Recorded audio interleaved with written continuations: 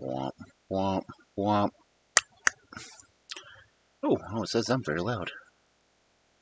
Am I loud? Can you tell I'm loud? Am I really that loud? Am I streaming? My audio's turned off. Oh, there it is. I can hear myself now. Is it live or is it Memorex? You know what? Let's do this.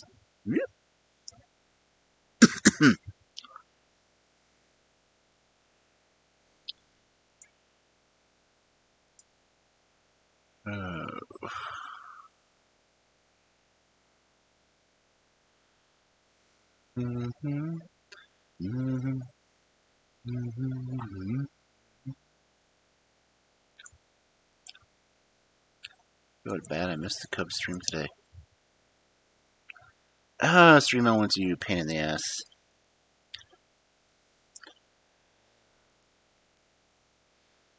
Okay.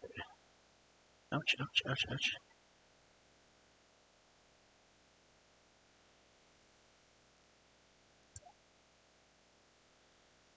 Okay, I've got that turned on just in case I decide to actually use it, which, I don't actually think I want to today.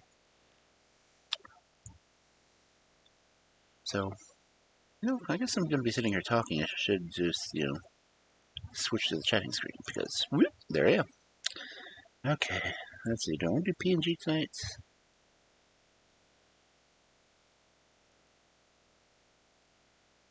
Oh, I don't know. PNG or Live 2D? PNG or Live 2D?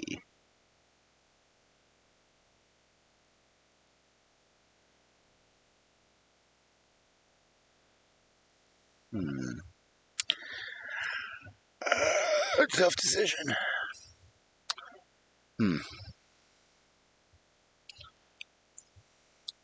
Wah, wah, wah, wah, wah, wah.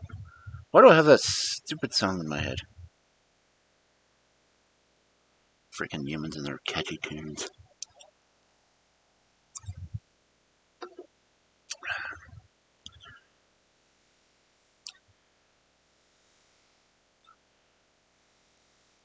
Okay, let me do the thing.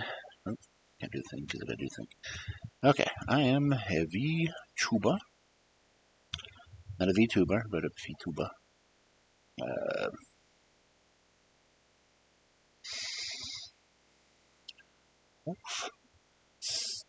Storyteller.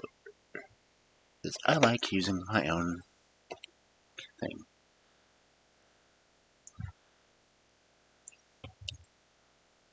Copy that. Paste that. Prices are falling. Oh no.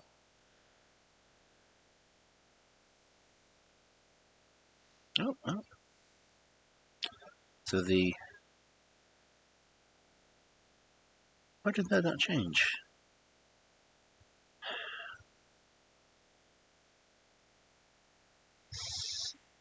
Okay, something's definitely wonky in Denmark.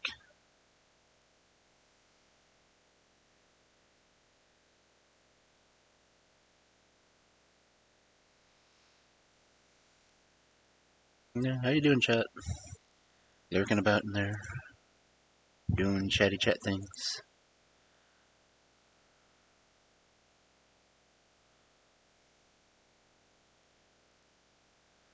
I'm having to go through and manually tell all the discords I'm on that, hey, I'm going to be reading stories.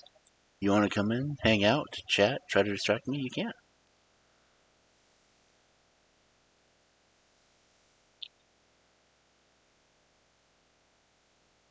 I've got sound alerts on, and they're quite loud. So it would be very easy to scare the crap out of me. I would assume you not scare the crap out of me because I would have to stop the stream to go change my underwear.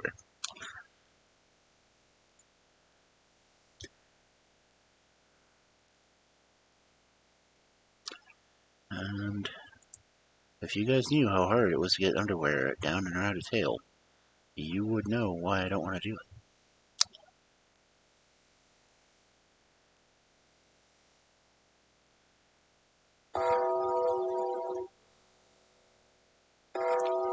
Okay, someone is messaging me, and that is very loud.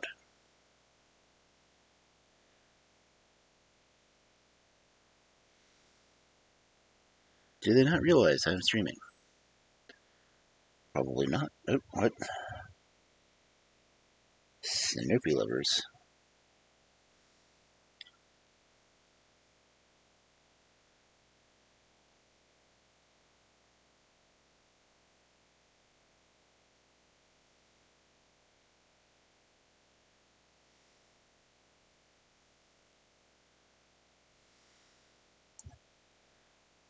And of course it is. Ooh, hello. Sandra Falgo, if you ever hear my voice, I admit now that I love how you look, and would be very happy to see you.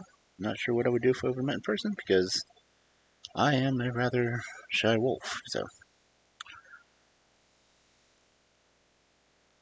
Hi. Okay, I've lost. Oh, there I am. I hate it when my camera decides to disconnect itself.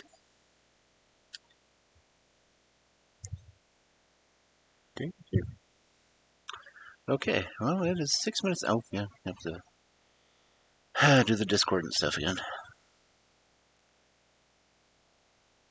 Okay, did that Discord, did that Discord.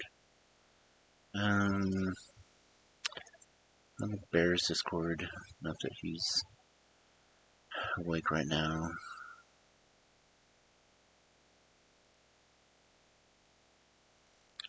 And no one has posted anything on his Discord since my post yesterday. Well, that's just...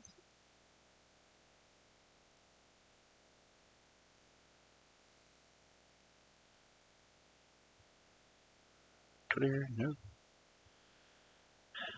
No, just me. Okay, says I'm live on there. Cool.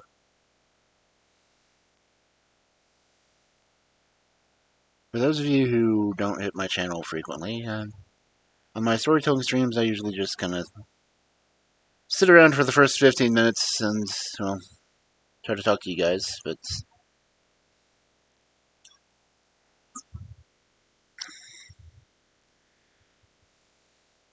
it's like talk to you guys and get crap ready and do all the behind the scenes whatnot so I can get ready for the actual stories.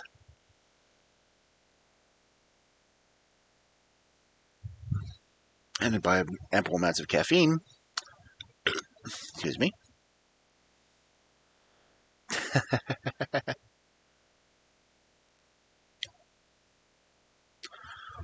Okay. Well, 8 minutes in, so I do have a Pokemon game coming through that does play. So in chat, it will poke up the random Pokemon I've entered and everything else, and you can do that.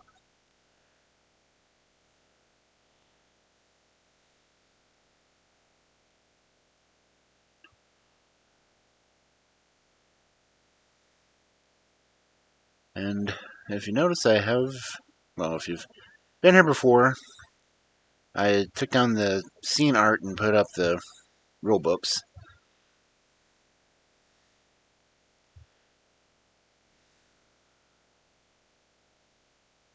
Just because, well, we are primarily book-based here. As fairy tales is what we do. What I do. What I am. Oh.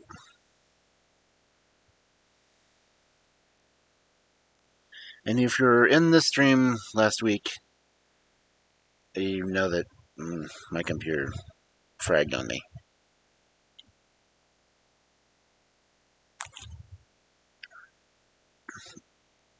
Ooh. So, I will be starting... I'll restart the story that crashed halfway through last week, so we can go and at least say we did the whole story. I didn't want to start where we ended off because that would just confuse people.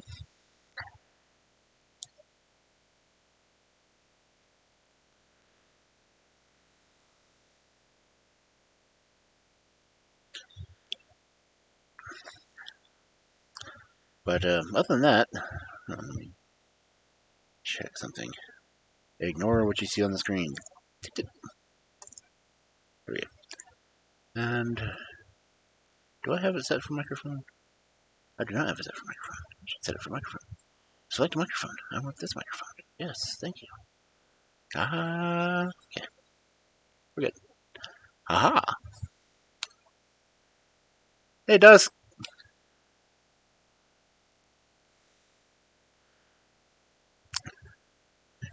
You're going to be doing the fun collab gaming tonight.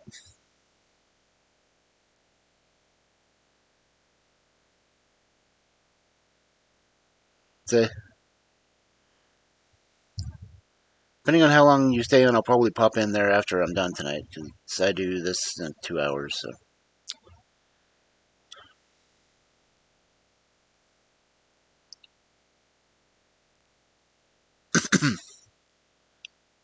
What you drawing?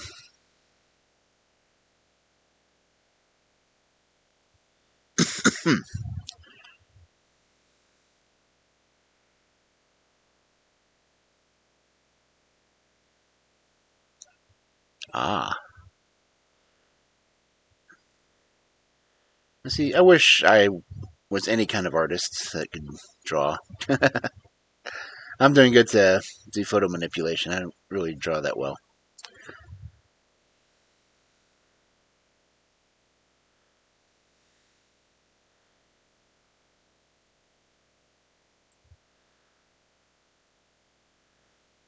I've tried a few times. I'm miserable at drawing. But you know, photo editing I do without even thinking.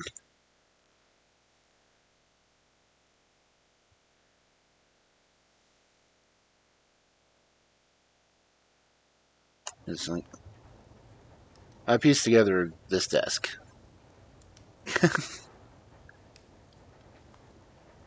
Oh wait, where's my desk or not? Oh, there it is. There's my desk.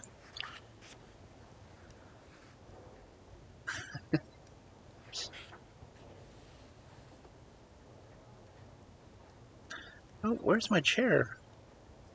Ah, my chair's gone.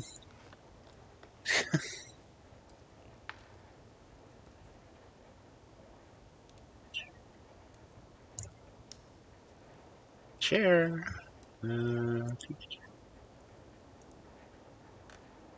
Where's my... No, I don't need the bed. I need the chair. Where's my leather chair? Oh, there it is. Yeah, it's going to be behind me. Couple layers. Okay. Yep. That's not the best chair, but it works. No, don't need that on there. Okay, I got my chair.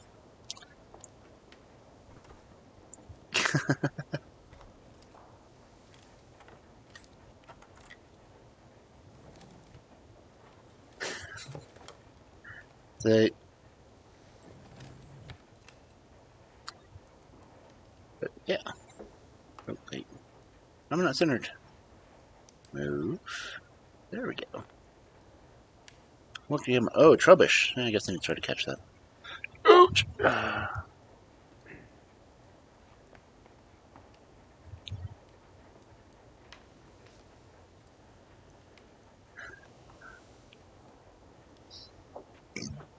Oh, damn. Root beer. Feels like my chair rolls.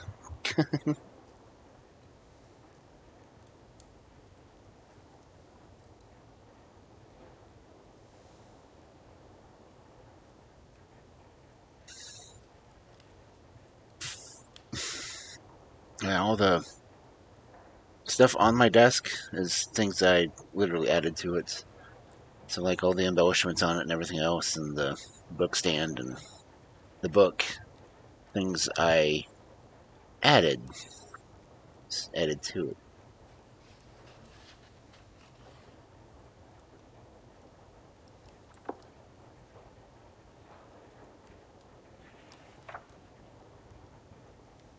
Ooh, I cut the Trubbish. I wonder what level it is. Let's see.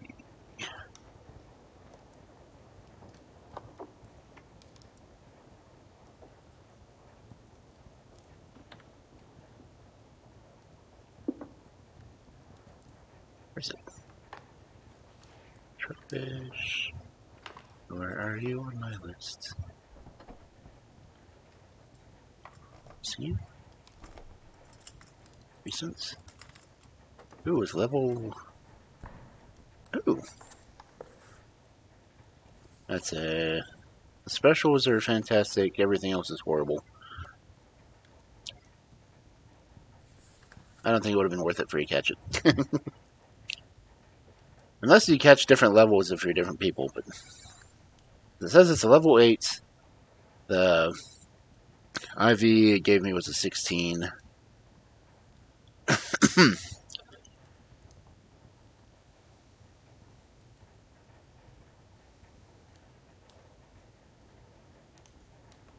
That's a special attack and special defense are both listed as fantastic. Defense, speed are bad. HP is horrible. Attack is good. So, not the best Pokemon I've ever caught.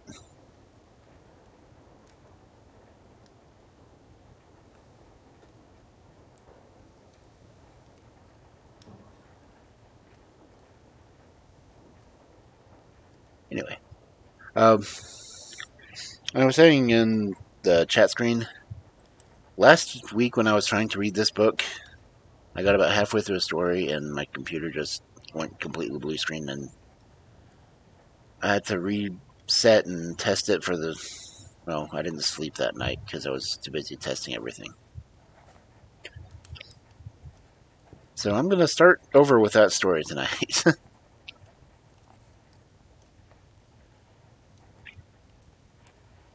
What's really bad is all the tests I did, it could not say what happened. Nothing came up on the test at all, so it really bothered me.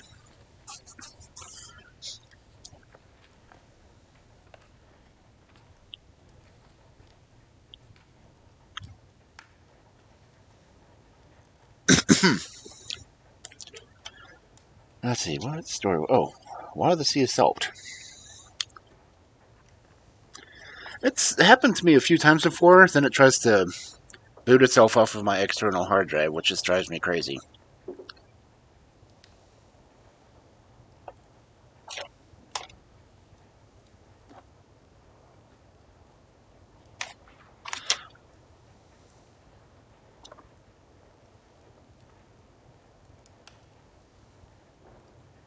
Fix the book real quick.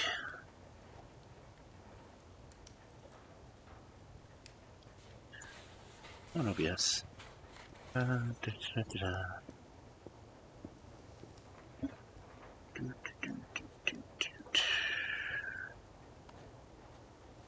where is it? There it is. View over. Oh, a little bit bigger. There we go. Okay. Much better. Lock that. Okay.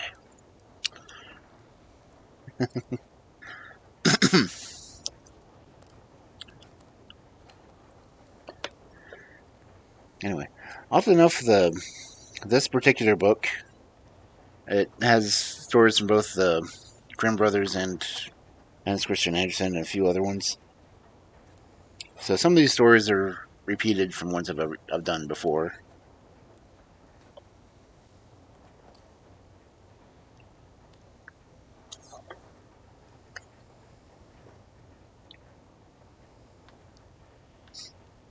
What's funny is you can tell who also did the story by the names used in it.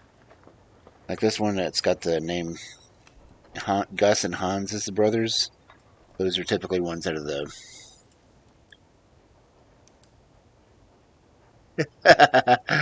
King Thrushbeard? Oh yeah, I've read that one before.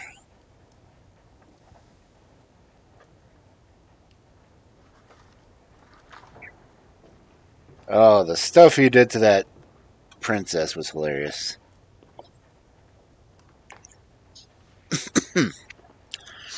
I don't know if I highlighted that one out or not. I think that may be one I left in the full book. But, yeah. It was a good story.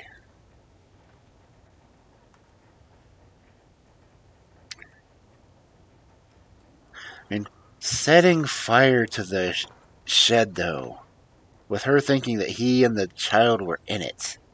That was just, damn.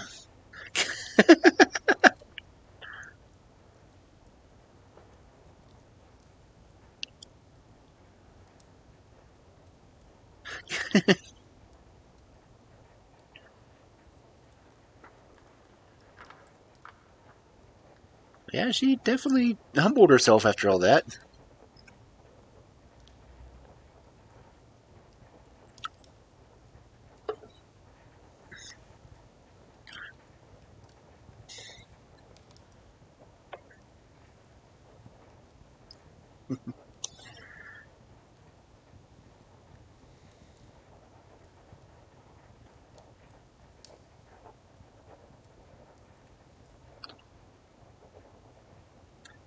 Moving my chair around. Whee! Yeah. I should get a different chair. I'll look for a different one later.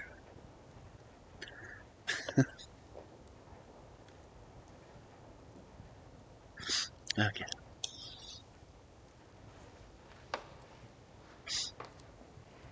This is, I've got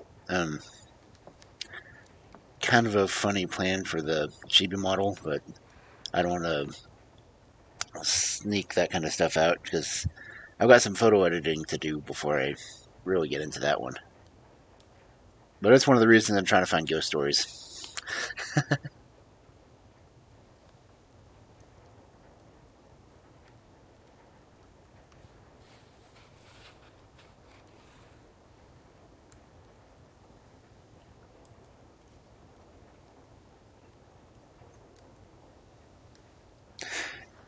Anyway, I guess I should start the story. I don't know.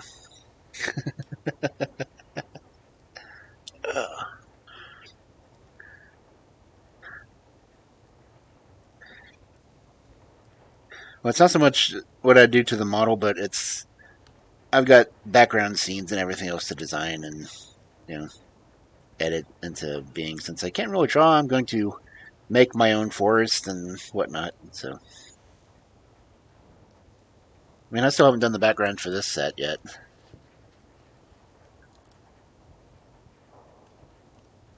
I mean, this one, I'm planning on doing backgrounds for this one and do the library, or at least the... Well, there's a 3D modeling site that I'm looking at that I plan on making this look like my other picture. So it's going to have my desk and then I'll have stuff in the background and whatnot, but... Yeah, but something's missing. Hold on.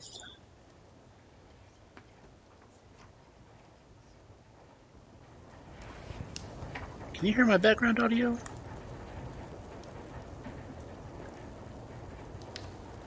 I don't hear my background audio. What's going on here? Oh, now I can hear it. Oh, there it is. Okay.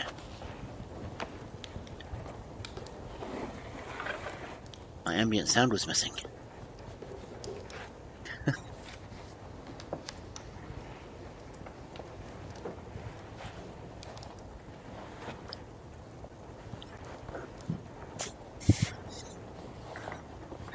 Anyway, yeah, story. Guess I should read. But this one is Why the Sea is Salt. And it has nothing to do with whales. Okay.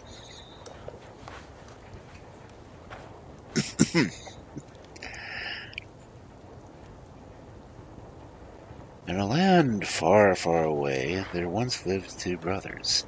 They were named Gus and Hans. Gus was rich, and Hans was poor. On Christmas Eve, Hans had no food. His wife was hungry. His little son was hungry too.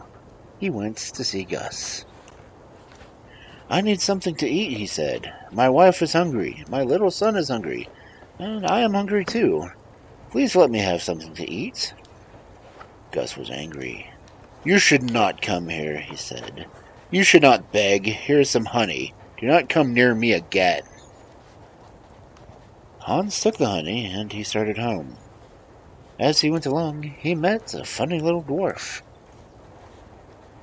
"Good afternoon," the dwarf said. "Where are you going with the honey?" "How did you know what I have?" Hans asked. "I know many things. Where are you going?" "Then you know where I'm going home." "Right you are," said the dwarf. "You are a smart man. I have something to tell you.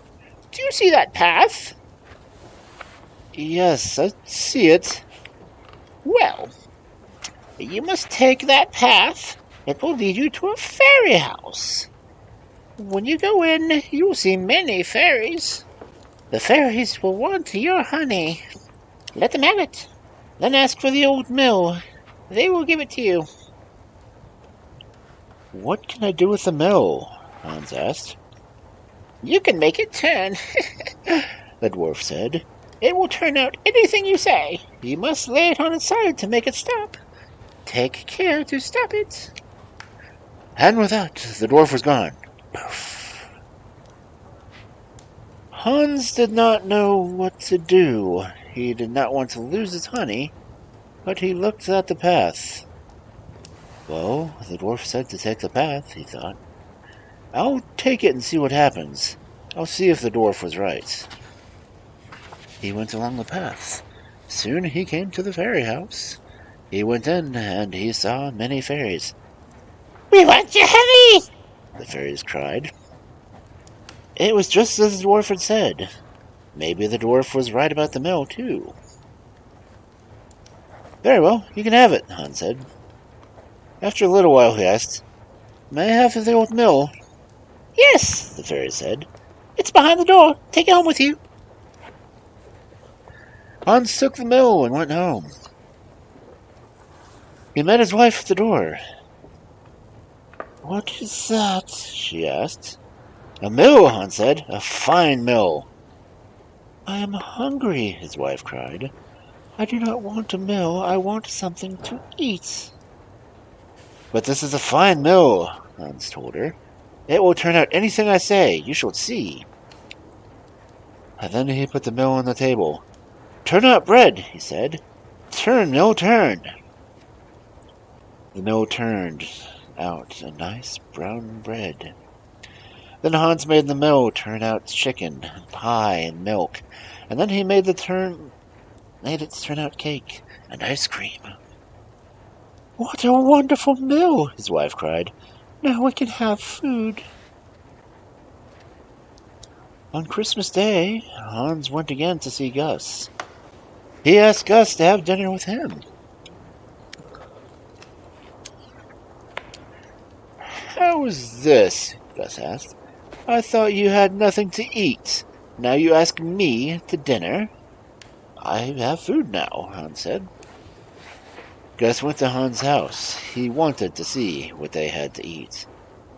They had a good dinner, but Hans did not tell about the mill. The next day, Gus hid in his brother's house. He wanted to see where Hans got his food. Hans told the mill to turn out chicken. Gus saw the mill work. "Good," Gus said. "Now I know how Hans gets his food. I want that mill. I will get it. I will get it when they are all gone." Then he went home. The next day, Gus went back to Hans' house. Nobody was there. He went in and took the mill. He carried it home. He showed it to his wife. "Now we shall be rich indeed," he said. Gus had many ships. He bought salt and sold it. That is how he had made his money. "I won't have to buy salt now," he said. "I can make the mill turn it out. The mill will make salt in my ship, and then I can sell the salt. I shall not have to buy it. I shall have lots of money." He took the mill out to one of his ships. "Now, turn out salt," he cried. The mill began to turn out salt. It turned and turned. Gus watched it turn. He liked to see the salt. At last, the ship was full. "Now stop," Gus said to the mill. But the mill did not stop. It kept turning. "Stop!" Gus cried. But the mill did not stop. Gus did not know how to make it stop. He did not know to lay it on its side. The mill turned on. The ship got too full. It began to sink. "Stop turning!" Gus kept saying. "Stop it, I say! This is too much salt!" But the mill kept on turning. In a little while, the ship sank. Gus went down with the ship. Nobody ever saw him again. Nobody has ever seen the mill again. But it is still turning. That is how the sea came to salt. Gus is a salty bastard.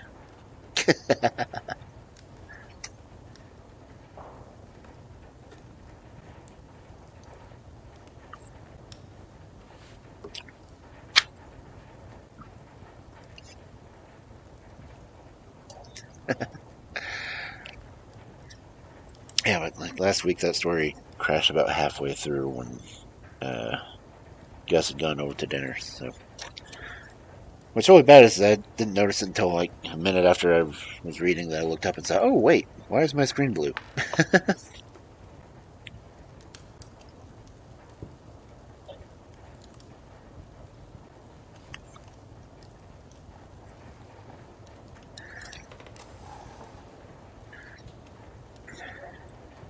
Of course, now it's gotten to the point that I have to have almost everything shut down just so I don't completely glitch out while streaming. But I can't afford a better computer, so I do with what I have.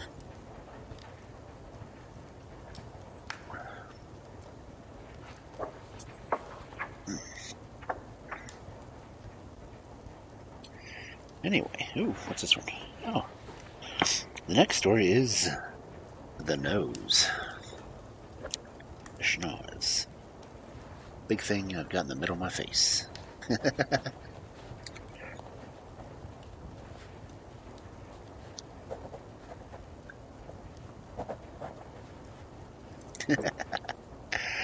Anyway, in the long ago, there were 3 men walking in a forest. One of them was large, one was middle-sized, and one was small. They were tired and hungry. They sat down to rest under a tree. Just as they were about to go to sleep, they heard a noise. They saw a dwarf coming toward them. He was only 2 feet high, but his beard came to his belt. He wore a red coat and a funny little hat. That is stereotyping for dwarves. Sounds more like a gnome to me, but whatever. "Good morning, my good men," the dwarf said. "And how do you feel?" "Good morning," they answered. "We do not feel good." "What? You don't feel good?" the dwarf cried. "Then we shall see about that. Indeed we shall. You look like good men." He pointed his finger at the largest one and asked, "What is your name?" "My name is Bill," the big man answered. "What is yours?" he asked the middle-sized man. "My name is Bert," the middle-sized man said. "And what is yours?" he asked the smallest man. "My name is Bud," the little man replied. "Good, good. You are Bill, Bert, and Bud. I have a gift for each of you. Bill, you may have this green coat. When you wear it, you will get anything you wish for. Bert, here is a horn. It is yours. When you blow on it, you will always have many men around you. They will do whatever you tell them to do. And Bud, this money bag is for you. It will always be full of money. Oh, you must be careful to take out your gifts. Goodbye, and my good men." "Thank you," Bill, Bert, and Bud said. But the dwarf did not hear him. He was gone in a puff of wind. Why do dwarfs always vanish like that? I swear, he's a gnome, not a dwarf. Oh.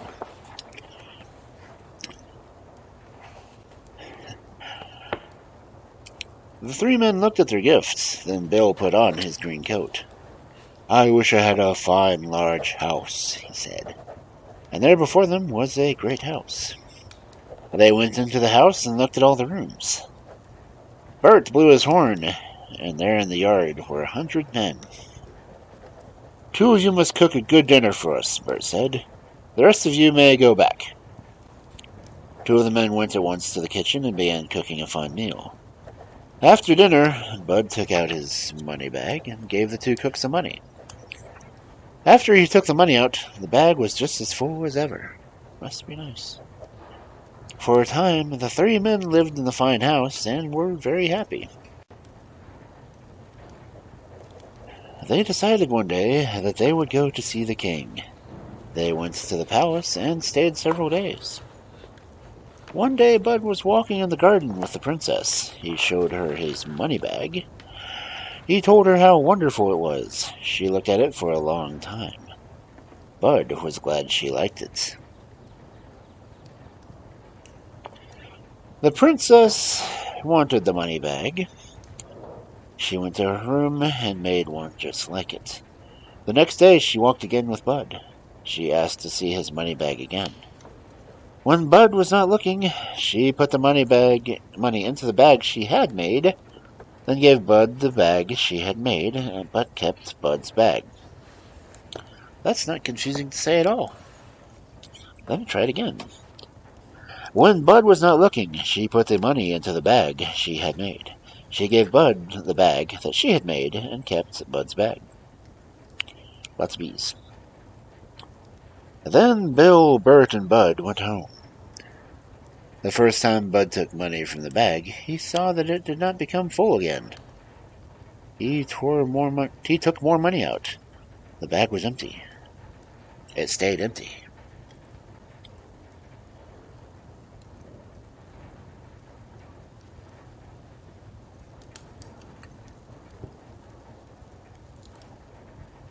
That is strange, Bud said.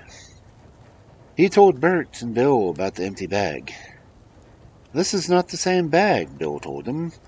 But it must be, Bud cried. Has anybody had your money bag?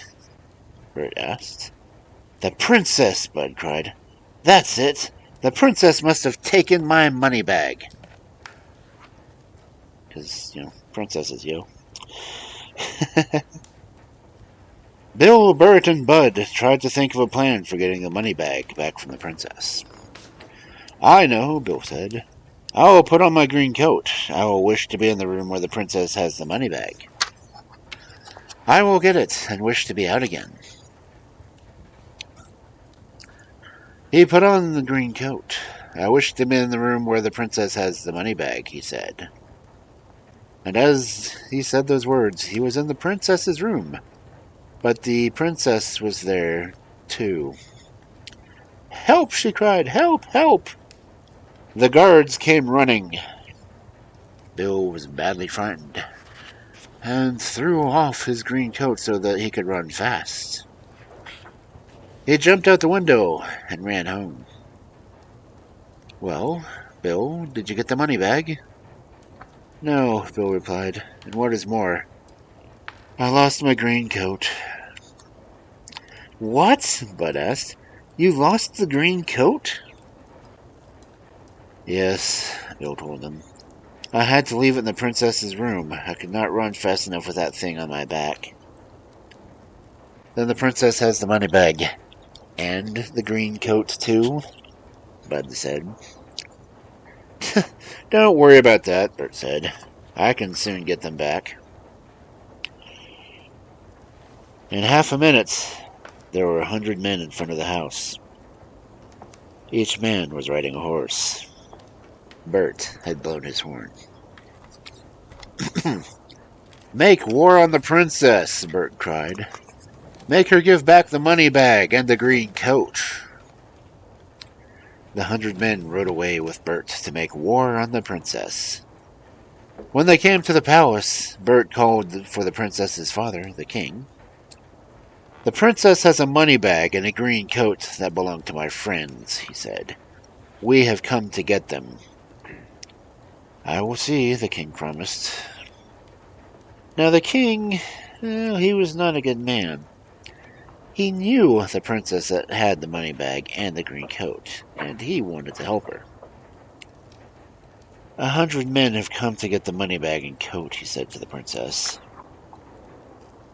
Tell them to wait 2 days, the princess told the king. Tell them I will give them the money bag and the coat in 2 days. The king told Bert that he would have what he wanted if he would wait 2 days. Very well, Bert said. We will wait 2 days, but no longer.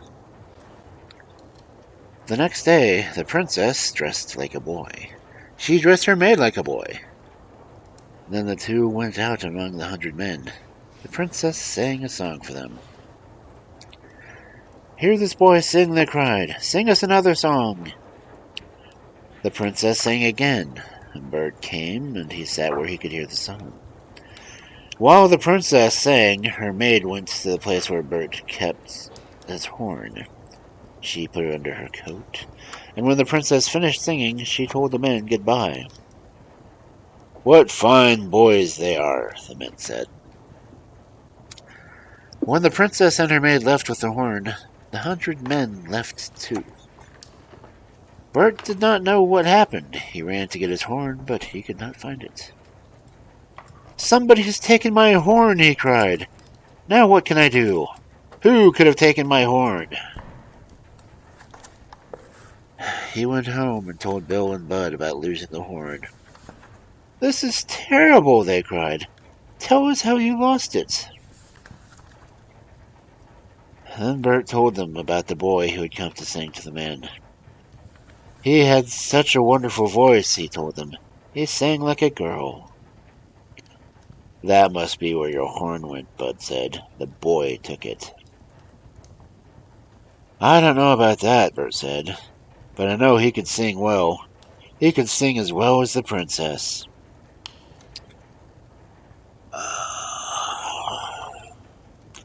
Then Bert suddenly thought of something. I know, he cried. I thought that boy could sing too well. He wasn't a boy at all. He was really the princess. Duh. Then she's the one who got your horn, Bill said. Now she has the money bag, the green coat, and the horn. They sat down and looked at each other all afternoon. The next day, Bill went for a walk. When he grew tired, he sat under an apple tree. He ate one of the apples that he found on the ground. In a few minutes, his nose began to feel queer. He scratched it, and when he saw that his nose was getting longer, it grew and grew. Ooh, Jigglypuff.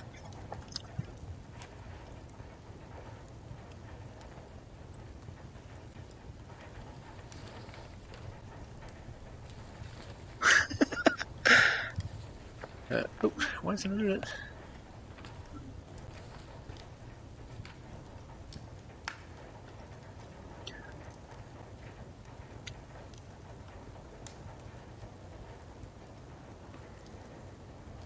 Okay.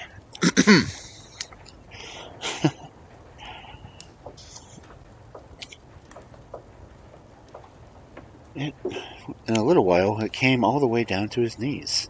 His nose, that is. This is terrible, he said to himself. I have too much nose.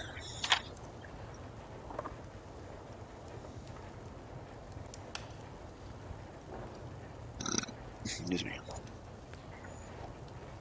By that time, his nose had gone down to his feet. It kept getting longer. It went on down the path, and so far that Bill could not see the end of it. It still felt queer, but he could not scratch the end of it. Got it, cool. The nose was 1.5 miles long, and it was still getting longer. Bill tried to go home, but he could not pull his nose along the path. All he could do was sit under the apple tree and wait. wait for something to happen. Bert and Bud did not know why Bill did not come home. They went to look for him. As they walked through the forest, they came to Bill's nose. "What is this?" Bert asked. "It looks like a snake," Bud said. "But it's not dark like a snake," Bert said. "It looks like a long nose, only it has no end. We will follow it and see if we can find out what it is." They went along the path until they came to Bill. He was still sitting under an apple tree. Bert and Bud were so surprised that they just looked at Bill without saying a word. "Oh, do something," Bill begged them. "Please do something about my nose." "We can't," Bert said. "We do not know what to do." Suddenly, the little dwarf was standing between Bert and Bud. "I see you need help again," the dwarf said. "Behind you is a pear tree. Give Bill a pear to eat." Bud gave Bill one of the pears from the pear tree. Bill began to eat the pear, and his nose began to grow shorter. He could feel the end of it crawling along the path. By the time he ate all of the pear, his nose was as short as it ever was. "Now don't forget the apples and pears," the dwarf said. "You can make the princess give back the money bag, green coat, and the horn if you try it the right way." Wink, wink. And then the dwarf was gone again. Poof.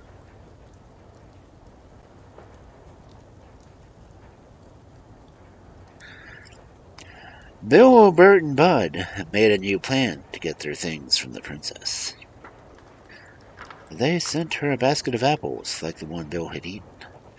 Then they waited to see what would happen. The next day they heard that the princess had something wrong with her nose. People said that it was a mile long. "She needs to see the greatest nose job man in the galaxy and Beverly Hills." The king was very unhappy about his daughter's nose. He told everyone that he would give anything he had to anybody that could make the nose of the princess become short again.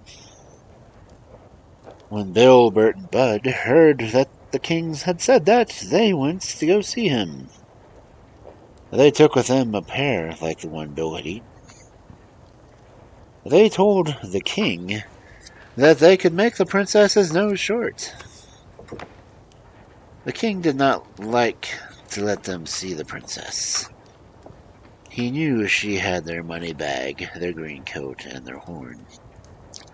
But he wanted her nose to be short, and he told them they might try it. They gave the princess half of the pear, and her nose grew shorter. It was then only half a mile long. "You see what we can do," they said to the king. "We can make the nose short as you say, but you must pay us out the nose." "I will pay anything," the king said. "Make her nose short again. I will pay you well." "Pay us now," Bud said. "After you pay us, we will make the nose short." "How much money do you want?" the king asked. "We do not want money," Bill said. "We want the green coat." "And the horn," Bert said. "And the money bag also," Bud said. The king did not like to give up the green coat, the horn, and the money bag, but he had to give them back. Then Bill gave the princess all that was left of the pear, and her nose grew short once more. Bill, Bert, and Bud went home with the green coat, the horn, and the money bag, and they did not lose them ever again.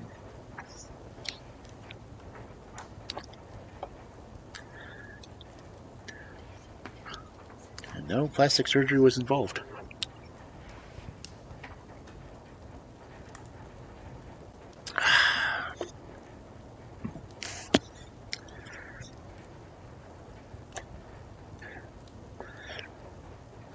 I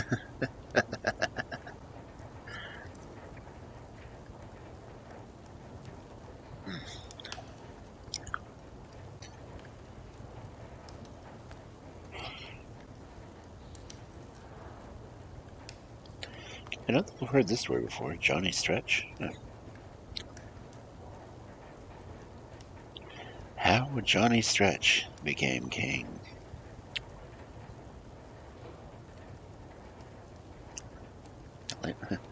Stretch Armstrong. Johnny Stretch could do some very odd things. He could stretch his arms and legs as far as he wanted to, and he could stretch his neck as far as he wanted to. What else could he stretch? Johnny and his people lived on an island. They had a king whom they loved very much. Johnny never really thought about becoming a king. He wanted only to be left alone so that he could enjoy his life. But he did become king, and in an odd way. That's a stretch. One day, there was a great storm. The wind blew very hard. The waves on the seas were high. The water began to wash high on the little island. The people went into their houses. They closed their doors and windows. They thought they were safe from the water. But by morning, they found that they were not safe. The waves were so high that they rolled onto the land and beat against the houses. Some of the houses were washed away, and the people were badly frightened. They were afraid water would cover all of the island, wash away all of the people. The old king sent out word that anyone who could save the people might have the princess for a wife. When Johnny heard this, he went to see the king, as one does. "I can save the people," he said. "I can stretch my arms and legs as long, walk high over the water. I can carry all the people to a safe place." "Do as you say, and you shall have the princess," the king promised.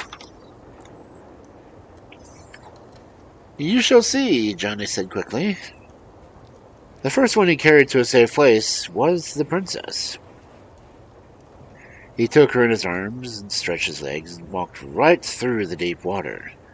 He took only 6 steps, and he was high on land.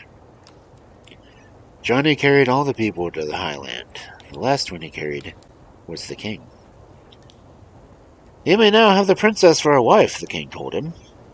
The princess became Johnny's wife, and the king had promised him. The people did not go back to their island. They built new homes where they were.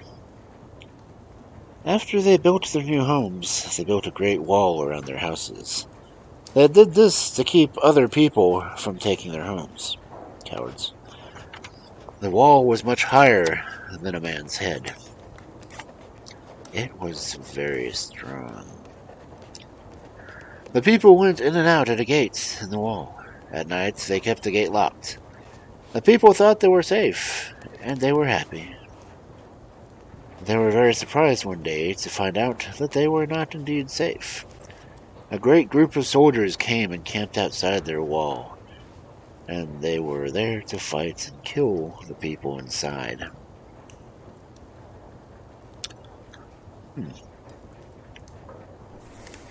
After a time, the king said to the people, "We will have to do something.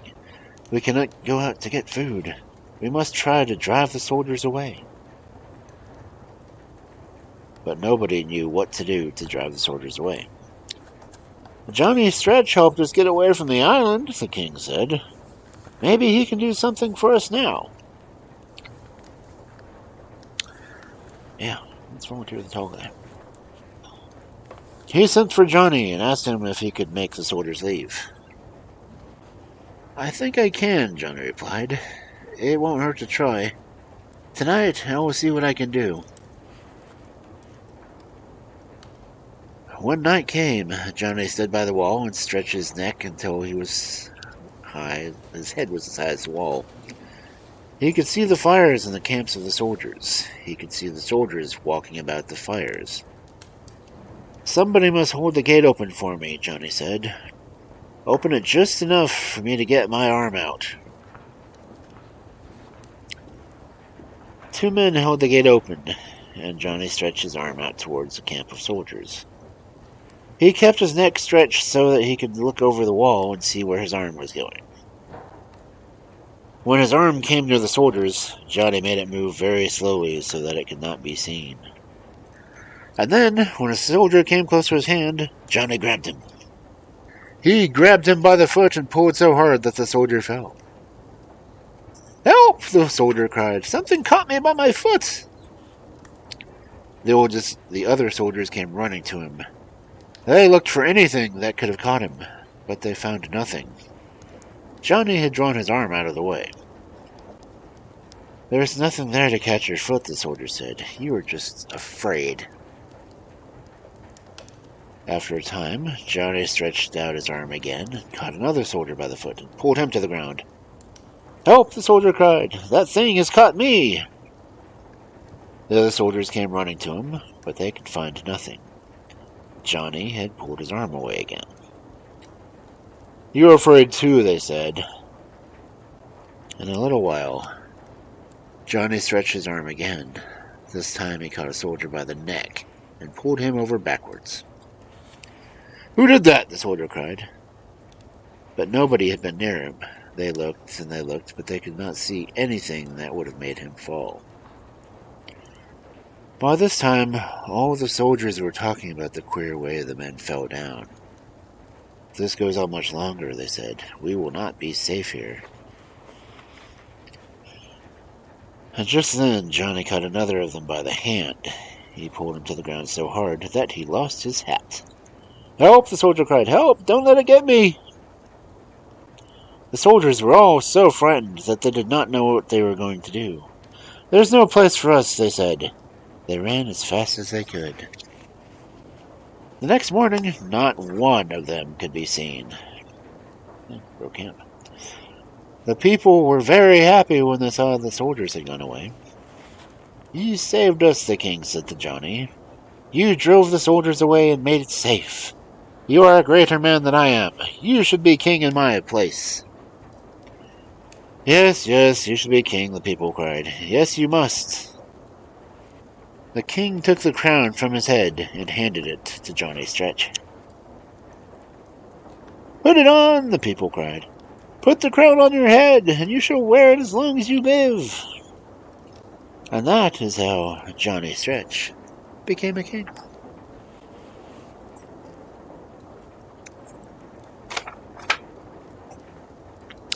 Honestly, if that was happening to me, I'd probably freak out a little too. Oh, nuggets.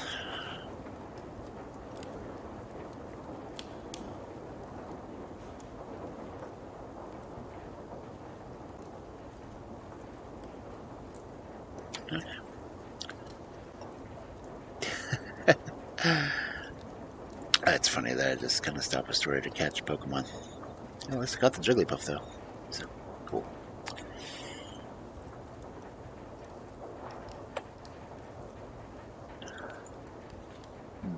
Oh, excuse me.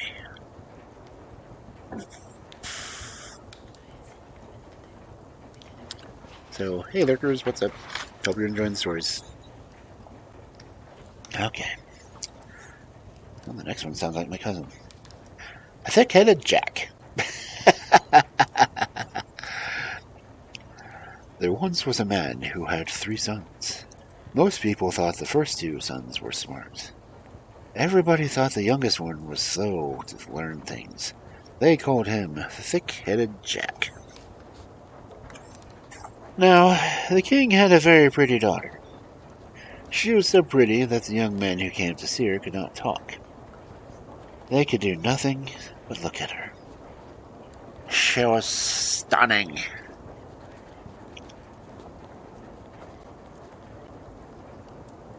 If she smiled at them or spoke to them, they could not say a word.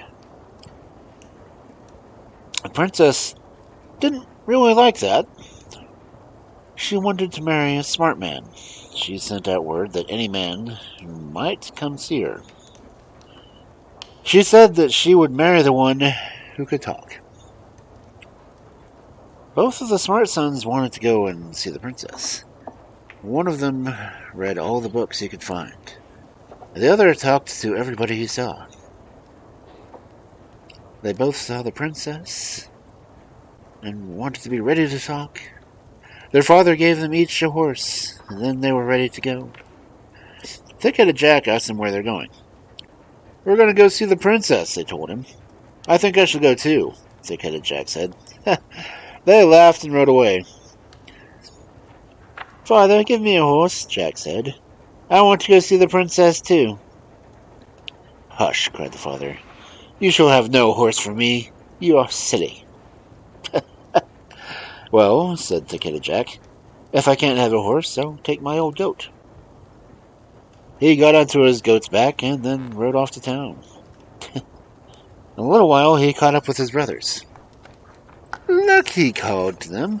"Look what I've found. It's a dead crow." "Thickhead," they cried. "What are you going to do with that?" "I'm going to give it to the princess," Jack said. "Better not," they told him. They rode away and left him. Jack made his goat go fast. He soon caught up to his brothers again. "See what I have found now?" he called out. "It's not everybody that would pick this up from the road." The brothers looked to see what he had found. "Silly," they cried. "That is only an old wooden shoe. What are you going to do, give that to the princess? She probably has clogs." "I may," said Thick-headed Jack. The brothers shook their head and rode away and left him. Thick-headed Jack caught up with them a third time. "See now," he called. "This is a better still. This is fine." "What have you found now?" they asked. "Oh, I can't tell you," Jack said. "It is too nice.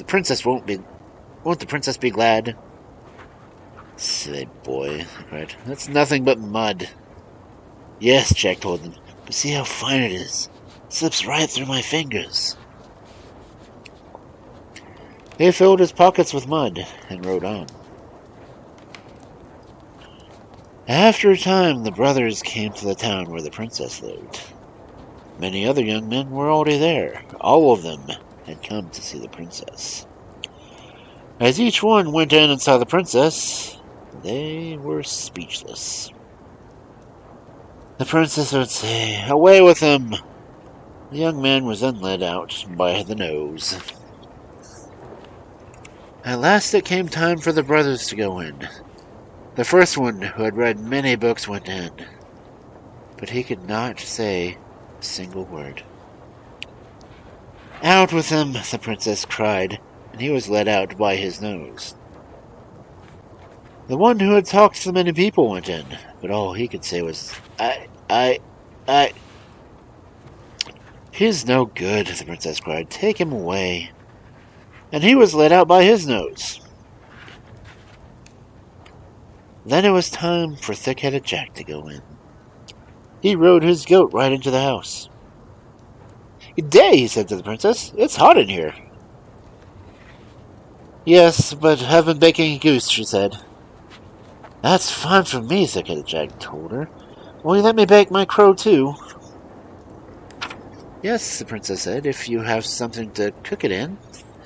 "That I have. Here's a good pot." He took out the wooden clog and put the crow into it. The princess liked to talk nonsense. She was glad Jack could talk. "We could eat this," she said, "if we had some salt to pour in it." "Oh, I have some salt," Jack told her. Then he took out some of the mud from his pocket and put it on the crow. "I like that," the princess said. "I like you too. You're not afraid to talk. You can say something. It may be you're not smart, but I like you. I will be your wife." "Good," Jack said. "I thought you might." "Do you know what somebody is watching us?" the princess said. "There's a man at every window. They're going to put what we said on the paper." The men at the windows laughed. "I'll give them something to write about," Jack said. Then he took out some mud from his pockets and threw it in their faces, and they ran away. "That is fine," the princess cried. "You are a smart man." Thick-headed Jack took the princess for his wife. After that, Jack's brothers, well, they said he was smart.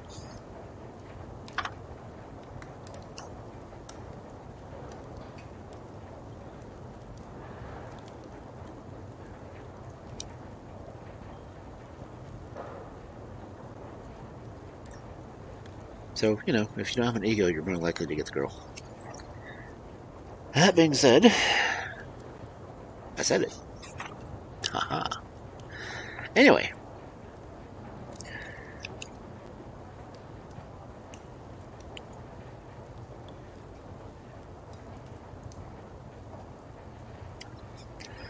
The next story. The Flying Trunk. I don't recall reading that one before either. Could be fun. There once was a man who was so rich that he could make a whole street. Okay. There once was a man who was so rich that he could have made a whole street out of gold. He would have had enough gold left for, a little path too. But he didn't do that. He knew how to use his money in different ways, besides paving. When he spent a dime, he got back $1. He was a clever man. Finally, the man died, and his son got all of his money. The son liked to have a good time. Every evening he went merrymaking. He made kites out of dollar bills. At the seashore, he threw gold pieces into the water instead of rocks. In this way, his money was soon spent. At last, he had very little money left. His clothes became worn and ragged. Now the young man's friends did not trouble themselves about him anymore since his money was gone. Yeah, good friends. One friend, however, sent him an old trunk and wrote him a note saying, "Pack up." That was all very well, but he had nothing to pack. As he did not have anything to pack, he put himself in the trunk. That was a wonderful trunk.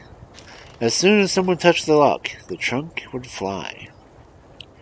The young man touched the lock and flew the trunk away.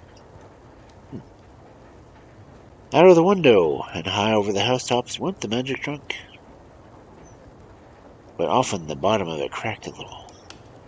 This frightened him a little, but he was afraid the trunk might go to pieces. Then he would come tumbling down out of the sky. And that is what really happened. The trunk did come down. That is the way the young man came to a strange land. He hid the trunk in the wood under some dry leaves. Then he went into town. There he met a nurse with a little child. "Yeah, you nurse," he began. "What kind of great castle is that close by the town?" "The windows in it are very high up." "There lives the king's daughter," she replied. "And it is said that she will be very unhappy if she marries, and nobody may go near her unless the king and queen are there." "Thank you," said the young man. He went back to the forest and got into the trunk. He flew to the roof of the palace. He crept through the window into the princess's room. There she was, lying there asleep. She was so beautiful that the man had to kiss her. Honestly, consent cups. Anyway. Then she awoke, and she was very frightened, as one should be. He told her that he had come through the air from a faraway land to see her. This pleased her. They sat down side by side, and he told her stories about her eyes. He told her they were like lakes, and that lights were dancing in them. He told her that her lips were like red rosebuds, and that her hands were soft velvet. All of these things that the princesses liked to hear. He then asked the princess if she would marry him. The princess said that she would. "But you must come here on Saturday," the princess said. "Then the king and queen will be here for tea. And they will be very proud that I am to marry one who flies through the air. But take care that you know a pretty story to tell them." Both my parents are very fond of stories. Because, stories and storytellers are awesome.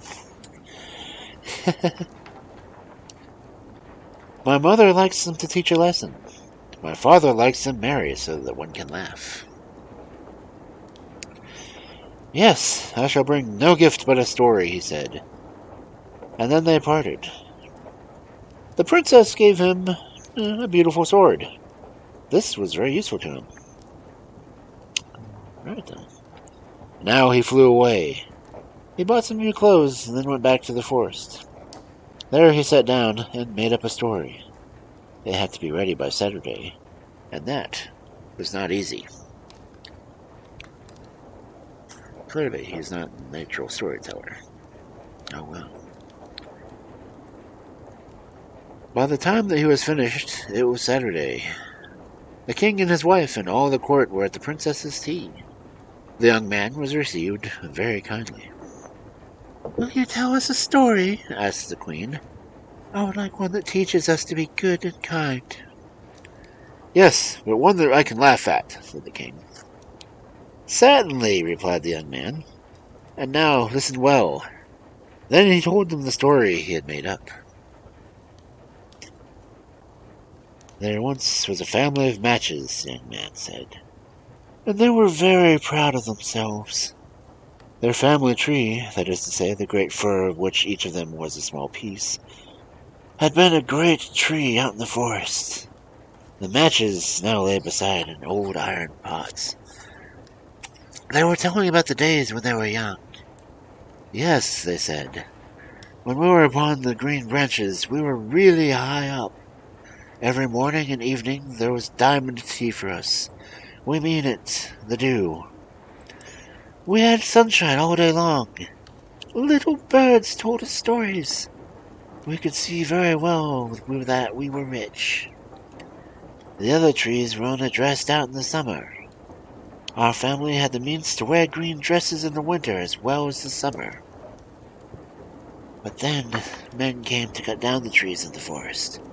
Our family was broken up and scattered. The head of the family got a fine job as part of a big ship. Now he sails around the world. The other branches went to other places. Now we have a job of making a light for anyone that strikes us. That is how grand the people are to be in the kitchen." "With me it was different," said the iron pot. "From the beginning, ever since I came into the world, there's been much cooking done in me. I'm very useful and come first in the house. My only fun is to sit in the place after dinner, very clean and neat, talk to my friends. All of us but the water pot, who's sometimes taken down into the yard, always stays within our four walls. The only way we have of getting news is from the market basket. He goes out, but he tells us frightening tales about what's going on in the world. Why, the other day he told old Pot fell down from fright and burst." "Let's talk about who's grandest," said the matches. "No, I don't like to talk about myself," said the iron pot. Then they talked from one thing and another. The blue plates and the broom joined in. The market basket gave them the latest news from town, for he got around more than the others. "Now we will dance," said the forks, and they danced. My, how they could lift up one leg. Teapot was asked to sing, but said she had taken a cold and could not sing unless she was hot inside. But that was not the reason she wouldn't sing. She only wanted to sing when she was in the part of the house with the grand people. "If Teapot won't sing," said someone, "she may have to leave it alone. There's a bird outside the door who lives in a cage. He will sing if we ask him." "Let us not ask him," replied Tea Kettle, who was in the kitchen singer. He was also half-brother to Teapot. I don't think that rich, strange bird should be listened to. This led to a quarrel. Before they could settle down, the door opened. In came the servants. Everyone got as quiet as a mouse. But there was not one pawn among them who did not know what he would do and how grand he was. The servants lighted the matches. Now, they thought, everyone can see how bright we are. But in only a moment they were burnt out, and all was ended. And so is my tale. That was a splendid story, the Queen said. There's nothing like having a good storyteller right in the family. Of course, said the King. On Monday you two may marry. That night there was great joy in the town. Boxes and boxes of cakes and sweets were given away in the streets. The boys whistled and shouted the happiness at the treat. Now I must do my share of the treating, the young man thought. He went into town, and he bought all the fireworks he could find. He put them into the air in the trunk, and flew up into the air. Around and around he flew, shooting off one bunch of fireworks after another. The people down below jumped so high with joy that their slippers flew about their ears. That takes talent. When the fireworks were all gone, the young man went back to the forest. He hid his trunk carefully and went into town to see what people were saying about the fireworks. Everyone the young man asked about the fireworks had seen them in a different way, but all thought they were fine. What stories people tell! I saw a flying man, said one. He had eyes like shining stars. He flew up in the sky in a lighted cart, said another. I saw lovely little fairies peep out of the cart. Yes, they were wonderful things that he'd heard. But the next day he was to be married. And now he went back to the forest to rest himself in his trunk. But what had become of the trunk? The fireworks had set fire to it, and it was burnt to ashes. He could not fly any more, and could not get to the princess. She stood all day on the roof waiting. She may still be waiting there today. The young man still goes from place to place telling stories, but the stories are not so merry as the one he told about the matches.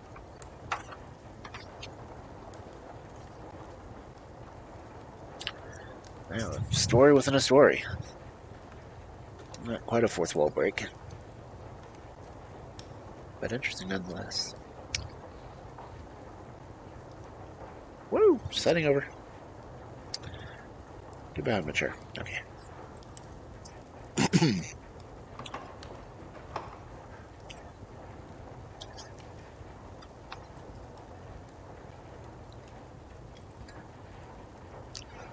Okay, and our next wonderful tale. The rat takes a wife. Once there was a large fat rat who got caught in the rain. Being too far away to go home, he set to work and soon dug a nice hole in the ground. He got into the hole and stayed until the rain stopped. Now, while he was digging the hole, he came upon a fine bit of root, quite dry and ready to be burned. He kept this to take home with him. When the rain was over, he set off with the root in his mouth. As he went along, he came to a poor man who was trying to make a fire. His children stood around crying. My, said the rat, who was a very nice person, and did not want to see tears. What a dreadful noise! What is the matter? The children are cold, answered the man. Yeah. And they are crying because they can't get warm. This wood is so wet that the fire won't burn, and I cannot warm them. If that is all, perhaps I can help you, said the kind rat. You are welcome to this dry root. It will soon make a fine fire. The poor man took the root and thanked the rat and gave him some cookies in return for his kindness. What a lucky fellow I am, thought the rat as he trotted off. Think of how clever I am. Food enough to last me 5 days in return for an old stick. How good I am at making a trade. Going along his way, he came to a worker's yard. The man had left his wheel to spin around by itself, and he was trying to quiet 3 children. The children only cried and screamed louder. My, cried the rat, stopping his ears. What a noise! Do tell me what it's all about. The children are hungry. The mother has gone out to get some flour, but for now there is none in the house. But now I cannot work or rest because of them. Is that all? Answered the rat. Then I can help you. Take these cookies and stop up their mouths with food. The man was very pleased. He took the cookies and thanked the rat and gave him a large bowl he had just made. What good luck, thought the rat as he trotted off with his prize. How clever I am! How good I am for making a trade! The bowl was very hard to carry, but after a good deal of trouble, he was able to put it on his head. He went on down to the road with his tail over his arm for fear of each trip on it. He soon came to several men who were milking some cows. One of them, having no pail, was using his shoe instead.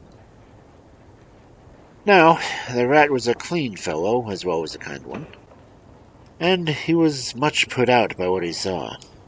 Oh my, he cried, what a dirty trick! Why don't you use a pail? For the best of reasons, replied the man. We don't have one. The man was angry, for he could not see that it was any of the rat's business. Well, if that is all, replied the rat, you may have this bowl. I cannot bear dirt. The man took the bowl and milked away until it was running over. Then he turned to the rat who was watching him. Here, little fellow, he said, you may have a drink. But the rat was very clever. No, my friend, that will not do. I cannot drink enough to pay for the bowl. I couldn't hold it. Besides, I never make a bad trade, and I expect you to at least give me a cow for what you are milking. Why, no, cried the man. Who ever heard of giving a cow for a bowl? And what on earth could you do with a cow if you got it? Why, the bowl was about as much as you could take care of. At this, the rat drew himself as tall as he could. He did not like for anyone to say anything about his size. That is my business, not yours, he replied. Your business is to hand over the cow. Just for fun, and to tease the rat, the man took the cow's rope and began to tie it to the little animal's tail. No, he cried in a great hurry. If the beast pulled, my skin on my tail would come off. Then where should I be? Tie it around my neck, if you please. Laughing, the men tied the rope around the rat's neck, and he started home with his prize. That is to say, he set off with the rope, for no sooner has he come to the end of the rope than he stopped. The cow had her head down, eating, and would not move until she had finished a bunch of grass. Then, seeing another bunch of grass, she marched off towards it. The poor rat had to trot behind the cow and keep from being dragged. He was too proud to let the men see his trouble. He waved goodbye to them and said, I'm going home this way. It may be longer, but the sun won't be quite so hot as it will be going the other way. When the men yelled and laughed, the rat didn't even turn his head. He just trotted on, trying to look big. After all, he said to himself, when one keeps a cow, one has to let her eat. A cow must eat a whole lot if she is to give much milk, and I have lots of time. All day long, he trotted after the cow. By evening, he was very tired and was glad when the cow, having eaten enough, lay down to rest. Just then, some people came by and stopped under a tree. They began to prepare something to eat. Nothing to eat but plain rice, growled one of the women. No meat in it, neither salt or sweet. Dear me, cried the rat, at once seeing a way out of trouble. That is too bad. I feel so sorry for you that I will give you my cow if you take it. You can kill it and cook it." "Your cow?" cried one of the men. "Who ever heard of a rat that owned a cow?" "Not often," replied the rat, "but look for yourselves. Can you not see that I am leading this beast by a rope?" "Oh, never mind the rope," cried a big hungry man. "Master, no, master, I mean to have meat for my dinner." They killed the cow, ate their dinner, and offered what was left to the rat, saying, "Here, little rat skin, that's for you." "Now, look here," cried the rat, "I'll have none of that. You don't suppose that I am going to give you my best cow, the cow that gives me a great deal of milk, the one that I've been feeding all day, for a wee bit of rice? No. I got some cookies for a stick, I got a bowl for the cookies, I got a cow for the bowl. Now I'll have that pretty girl there for my cow, then she'll be my wife." There was never enough food to go around, and the thought that there would be one less mouth to feed pleased everyone. They slipped away that night, leaving the pretty girl behind. Damn. Well, damn. The next morning, the rat waked the girl, and with a sweet voice and his very best manners, begged her to go with him. She did not know whether to laugh or to cry, but it was better to be with a rat than be quite alone. She followed the rat, who set off as fast as he could for his hole. As he trotted along beside the lovely girl, he kept saying to himself, "How clever I am! She is beautiful! She must be a princess!"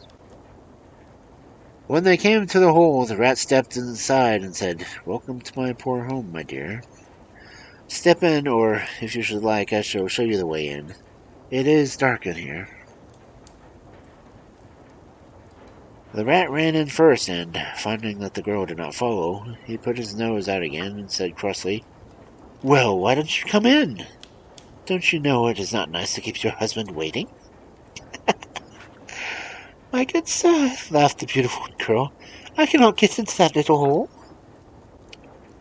The rat thought for a minute, and then said, "It is true you are a little large. I guess I shall have to dig a tunnel for you. Tonight you stay under the wild plum tree." "But I'm hungry," said the girl. "Dear, dear, everyone seems hungry today," returned the rat. "However, I can do something about that. I'll get you some supper." He ran into his hole and came back with some corn and a dry pea. "There," he said proudly, "isn't that a fine meal?" "I can't eat that," cried the girl. "It isn't enough anyway. I want rice pudding, cakes, eggs. I shall die if I don't get them." "Oh, dear me," cried the rat. "What trouble a wife is! Why don't you eat the wild plums?" No comment.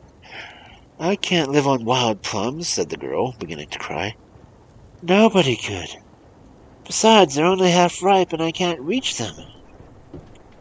"Well," cried the rat, "ripe or not, they must do for tonight. Tomorrow you can gather some and sell them in the city. Then you can buy all the sugar drops and eggs you want." The next morning, the rat climbed up the tree and shook down the wild plums. The girl gathered them and took them to the city. As she passed the palace, she called out, "Plums I sell, wild plums I sell." Her mother, the queen, knew her daughter's voice, and running out of the palace saw her. Great was the merrymaking, for the princess had been taken away by the palace many months before by mean and wicked men. Everyone thought the beautiful princess was dead. The rat, who had followed the princess but had stayed a good way behind her, ran to the palace door. He beat upon it with a stick and called out, "Give me back my wife! She is mine! I gave a stick and I got some cookies. I gave the cookies and got a bowl. I gave a bowl and got a cow. I gave the cow and I got a wife." "Oh, my sons," said the clever old queen through the door, Who wants to run away with your wife? We're proud to see you, and we only keep you waiting outside until we can spread the rugs and receive you as you should be received. Well, hearing this, the rat felt better and waited outside until the cunning old queen got ready for him. This she did by cutting a hole in the very middle of a chair. Then she put a red-hot stone under it. She covered the hole with the pot lid, and she placed a beautiful cloth over the lid. She went to the door and received the rat. Then she led him to the chair to be seated. Dear, dear, how clever I am! What a good trade I did make! Said to himself, climbing up on the chair. Here I am, the son of a real live queen. What will the neighbors say? At first, when he sat down, he was a little warm.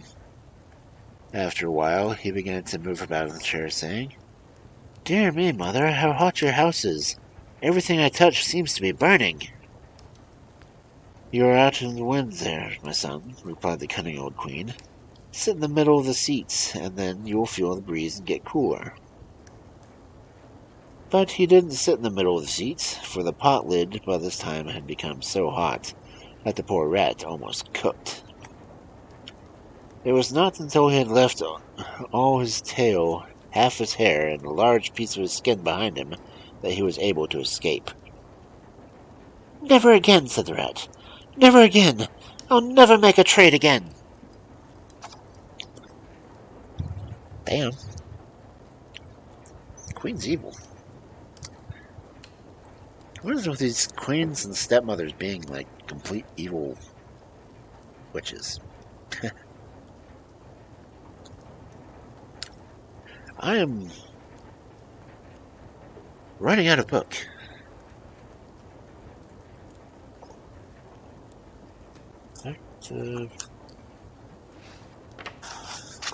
Oh, I'll keep reading.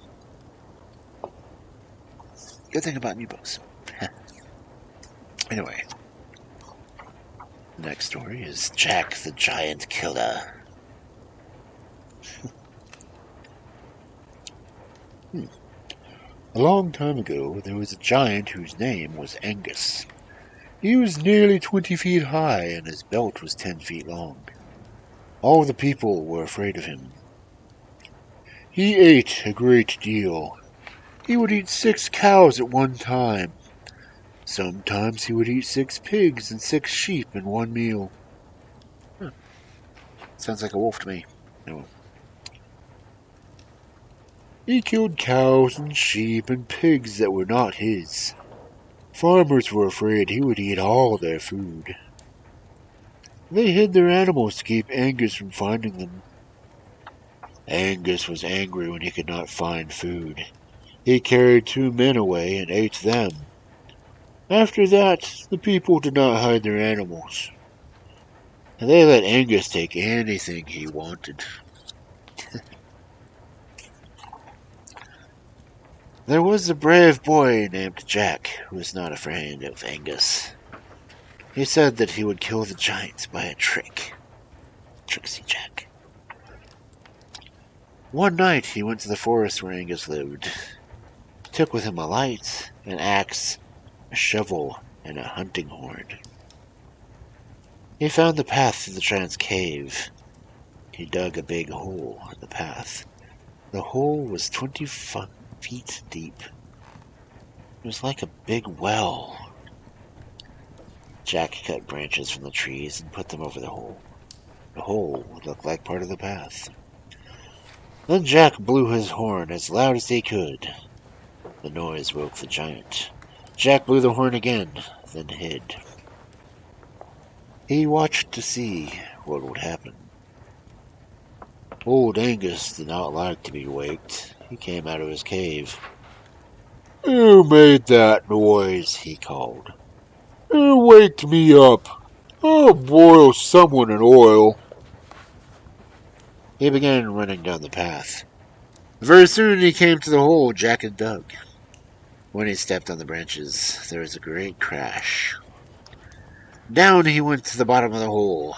He yelled and yelled, but he could not get back out. And Jack hit him on the head with the axe. And that was the last of Angus. But it was not the last of Jack. The people were glad to be rid of the giant. They gave Jack presents.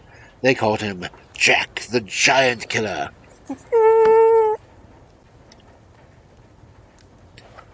One day another giant heard about Jack.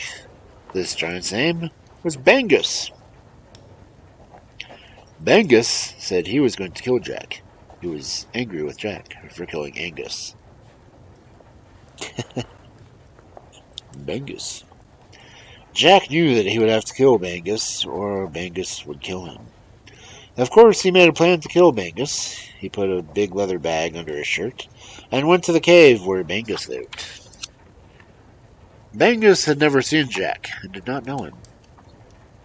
"May I stay with you all night?" Jack asked. "Yes," Bangus said. "Come in." No, he's a friendlier giant. Bangus had a sly look in his eye, and Jack tried not to be afraid. He walked into the cave. By the wall, he saw a great pile of bones. Jack knew that they were bones of the people Bangus had eaten. Then come back out. He did not like the look of it. On the table was a bowl of milk. The bowl was very large. Bangus put another bowl of milk on the table by Jack. "Drink this if you can," Bangus said. Of course, Jack could not drink all of the milk. But when the giant was not looking, Jack let the milk run into the leather bag under his shirt. "Where did the milk go?" Bangus asked. "Here," Jack said, putting his hand against the shirt. Bangus looked at Jack very hard. "You drink as much as I do," he said. "I can do some things you can't do," Jack told him. "No, you can't," Bangus cried. Jack took a sharp knife from his pocket. "Then see if you can do this," he cried. He cut through the shirt and split the leather bag. Then the milk ran out on the ground in a big pool. Bangus grabbed his knife and cut himself so badly that he fell dead. Everybody was glad Bangus was dead. They made a feast for Jack and gave him more presents. And giants are gullible. The king heard about Jack and sent for him. The king had a princess called Princess Anna. The princess had been taken away by a bad giant. The giant's name, if you can guess it, was Bangus. "You must be a great man," the king said. "I hear you have killed 2 giants. Find my daughter, and you may have her for your wife." "That I will do," Jack said. "Take this coat," the king told Jack. "It is a fine thing to have. When you put it on, nobody can see you or the coat. You may need it." Glad they specified that you can't see the coat. "Thank you," said Jack. "I'm glad to have such a fine coat." He took the coat and set off to find the princess. He came to a large house in the wood. By the gate sat 2 lions with sharp, pointy teeth. They would not let strangers come in. I've got cats like that. Jack put on the magic coat and just walked by them. He went into the big house. On the wall he saw a gold horn. Under the horn were these words: "The one who makes this horn to blow will take the life of Mangus. Go." Right. Because prophecy has to rhyme. Yeah. Old Mangus was just coming into the house when Jack saw the gold horn. Mangus had a knife in his hand. Jack took the horn and blew it as hard as he could. The giant fell to the door and died. When Mangus was dead, a beautiful deer came out of one of the rooms. Her eyes were very sad. Jack took off his coat and when he saw her, but she did not run away. Jack put his hand on her head, and she turned into a princess. "Anna," Jack cried, "I have found you." And that is how Jack, the giant killer, found a wife.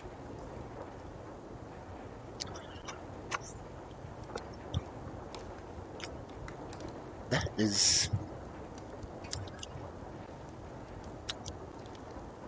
a good example of how some stories just get mixed together. My chair's floating again.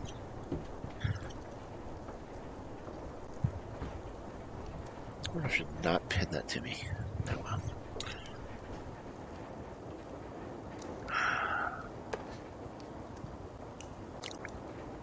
Okay. Let's see, I've got... How many pages left in this book?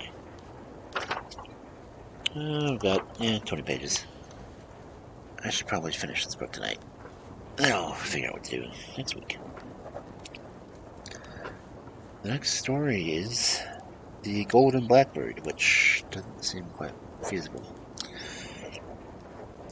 Once there was a great man who had 3 sons, as great men often do. He became very sick and sent for doctors of every kind. He sent far and wide for them. Not one could make him feel even a little better. At last, there came to be only one who said the Golden Blackbird could make him well.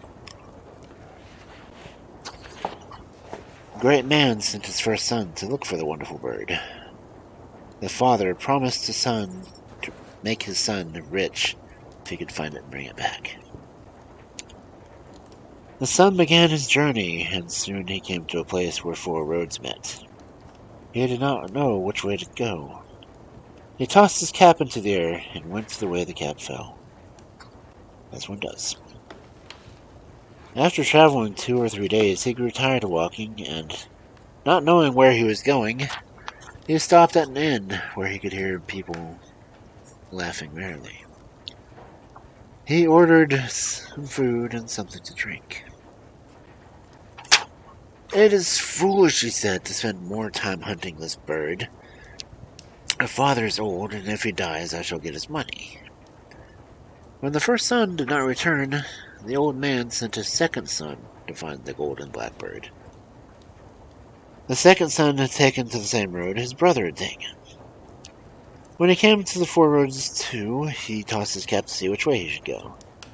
The cap fell in the same place as his brother's. He walked on until he came to the same inn. When he went inside, he saw his brother at one of the windows. "Come in and stay here," called the brother. "You will find this a pleasant place to live." "You're right," replied the second. "Who knows if I should ever find the Golden Blackbird? I looked all over the world for it, and if the old man dies, we shall have his money." As they do. He stayed at the inn, and the 2 brothers ate and drank and made merry. Soon, their money was gone, because making merry costs money. They were not able to pay for the things they had bought, and the man who owned the inn would not let them leave until they could pay him. The third son set out in his turn to find the bird. He came to the inn where his brothers were. They called him in to stop and did all they could to keep him from going on. They called to him to stop and did all they could to keep him from going. "No," he replied. "My father sent me, and I will go all over the world until I find the Golden Blackbird." "Ha!" the brothers said. "You will do no better than we did. Let him die if he wants. Then we can all have his money." What a bastard. The third son would not listen to his brothers, and he went on. He went his way, and they met a little rabbit who stopped to look at him. "Where are you going, my friend?" asked the little rabbit. "I really don't quite know," the son replied. "My father is sick, and he cannot get well until I bring him back the Golden Blackbird. It is a long time since I set out, but no one can tell me where to find it."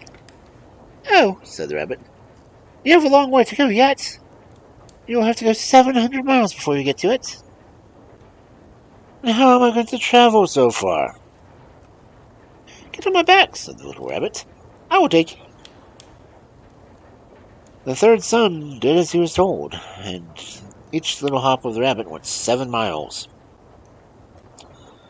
It was not long before they came to a beautiful castle. A large, beautiful castle. "The Golden Blackbird is in the cabin nearby," said the rabbit. "You'll easily find it. It lives in a little cage. There's another cage beside it made of gold. But, be sure not to put the bird in the beautiful cage, or everyone in the castle will know you have taken it." The boy found the Golden Blackbird, but it was stiff, as if it were dead. Oh, so it's a Norwegian blue. And near it was a beautiful gold cage. "Perhaps he will come to life if I put him in that lovely cage," thought the boy. The moment the Golden Blackbird touched the splendid cage, it awoke and began to whistle. He whistled so loudly that all the people in the castle ran to see what was wrong.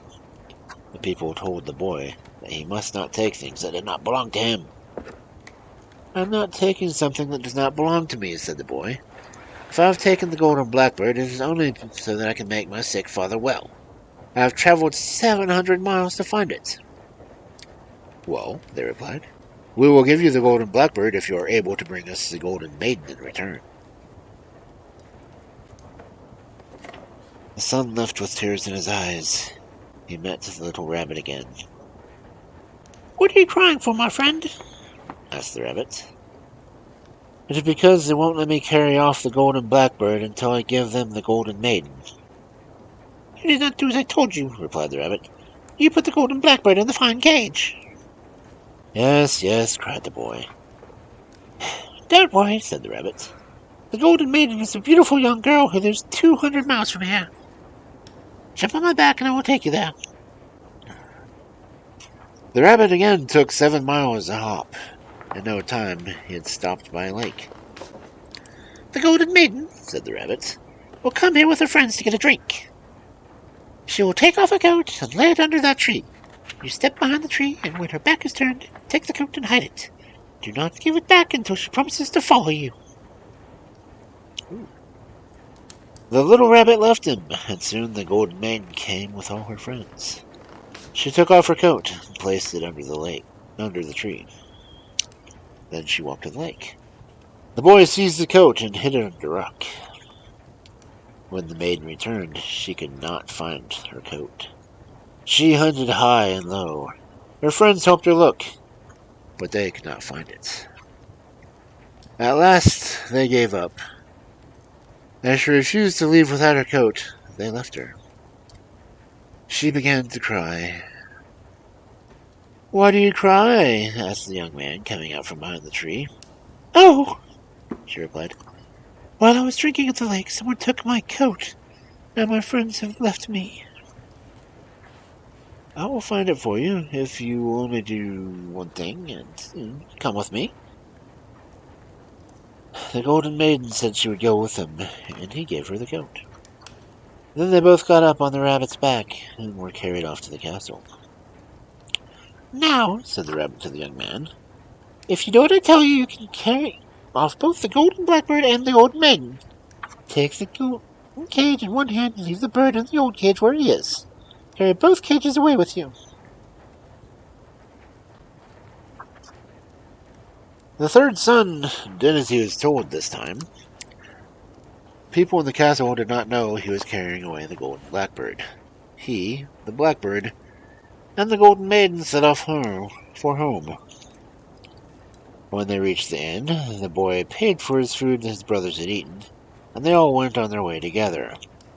The two brothers did not like the third son because he had found the Golden Blackbird. Just as they were passing by a lake, they jumped on him, got the bird, and threw the boy in the water. His brothers are bastards. The boy called for help, but the brothers went on and left him. They took the Blackbird and the Golden Maiden with them. But when he called, the little rabbit came running to him and said, "Take hold of my leg and I will pull you out of the water." And then he was out of the water. The rabbit said, "Now this is what you must do. Dress yourself in old clothes and go to your father asking for work. When you get there, you can tell him all that has happened. The young man did as the rabbit told him. He went to his father's castle and asked for work. Yes, said the father, you may take care of the horses, but it is not easy to do. There is one little horse that won't let anyone go near him. He has already tried to kick several to death, and he tends to do that with anyone who gets near. I will try it, the boy said. I never yet saw a horse I was afraid of. The little horse let himself be rubbed down without a toss of the head and without a kick. That is odd, said the boy's father. How is it that he lets you touch him when no one else can even get near him? Perhaps he knows me, replied the son. 2 or 3 days after his father said, The Golden Maiden is here. She is very lovely, but she is so wicked that she fights anyone who comes near her. See if she will fight you. When the young man came back to the room where she was, the Golden Blackbird broke into a beautiful song. The maiden sang too, and danced for joy. My, said the father, the Golden Maiden and the Golden Blackbird seemed to know you just as the horse did. Yes, said the son, the Golden Maiden can tell you all about it if she will. Then the maiden told all that had happened. She told how she had followed the sun, and how he had found the blackbird. She told how the brothers had thrown the third son into the lake and left him to die. That is all true, said the boy. The old man hugged his son to him and promised that he would be the one to get the money when he should die. The son and the Golden Maiden were married, and they were very happy. Oh, cool. I am down to the last story of this book. Crap. Good thing I got 2 books. Well, I've got a collection of books, honestly. But, yeah. I'm going to finish this book tonight. Cool. And, ooh, well, this one looks familiar. The final story for this book. Let me drink real quick.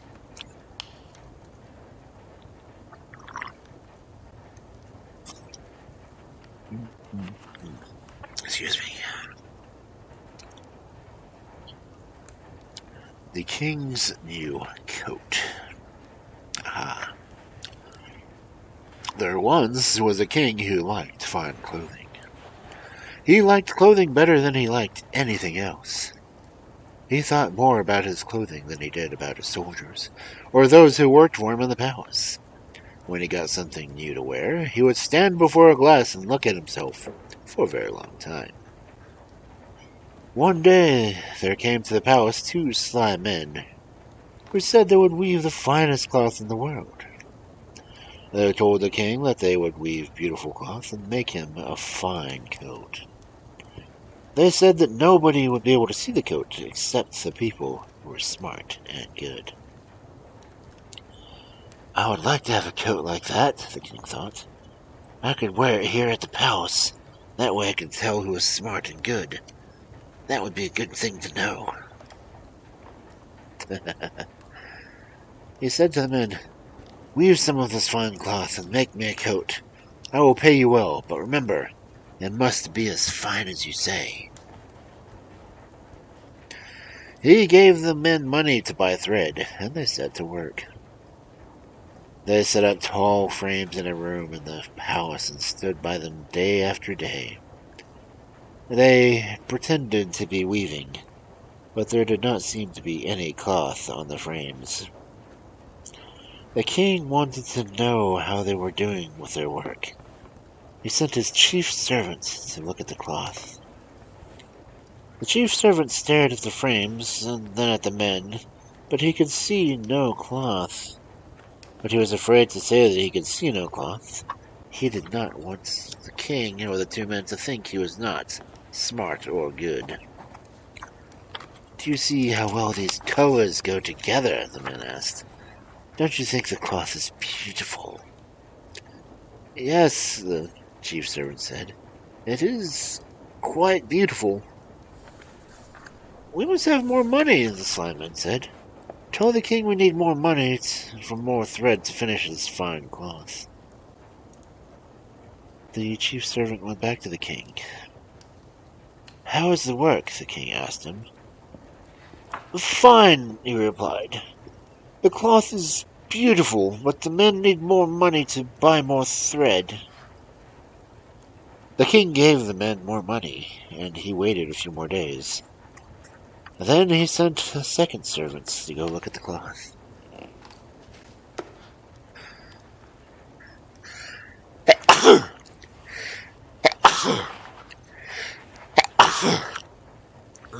Excuse me. I'm allergic to bullshit.